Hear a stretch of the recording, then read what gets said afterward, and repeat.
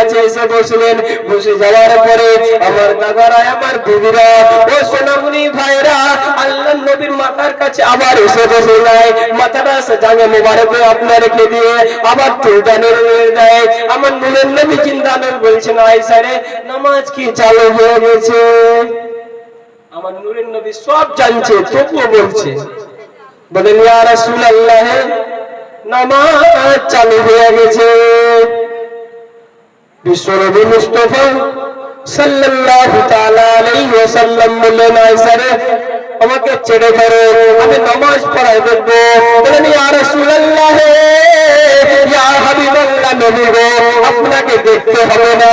আর আমার দয়াল নবী মায়ের নবী আবার দ্বিতীয়বার বলার পরে আয়েশা নবী আয়েশা হযরত আয়েশা হুজুরকে আবার ছেড়ে ধরলেন। ছেড়ে ধরার পরে আল্লাহর নবী আলোক করে এরকম করে ধরার পরে ধরে আপনার ধরে রয়েছে। আল্লাহর নবীর মসজিদের দিকে তাকায়। আর আপনার মুত্তাজিরা সাহাবায়ে কেরামরা রুকু করছে, কেউ সাজদা করছে, কেউ আপনি নফল পড়ছে। আল্লাহর নবীর দিকে তাকায় আর আপনার চোখের পানি দিয়ে ঝরঝর করে কান্না করে। হযরত আয়েশা বলে, ইয়া রাসূলুল্লাহ ইয়া হাবিবাল্লাহ নবী গো, আমি আপনাকে কাঁদাতে চাই না। হুজুর আমি আপনাকে বললাম, আপনি আমাকে বললেন, আমি ওই মসজিদে গিয়ে বলে আসলাম, আপনি আমাকে বললেন, আমি আপনাকে ছেড়ে দিলাম। আমার কথায় কান্না করবেন না।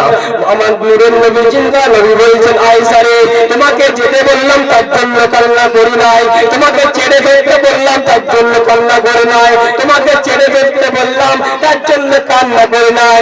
আয়েশা রে ওই নামাজকে দেখে আমার সব স্মৃতি মনে পড়ে যায়। ওই নামাজকে কেন্দ্র করে সাহাবায়ে কেরামরা কত আপনার কত হয়ে গেছে। এই নামাজকে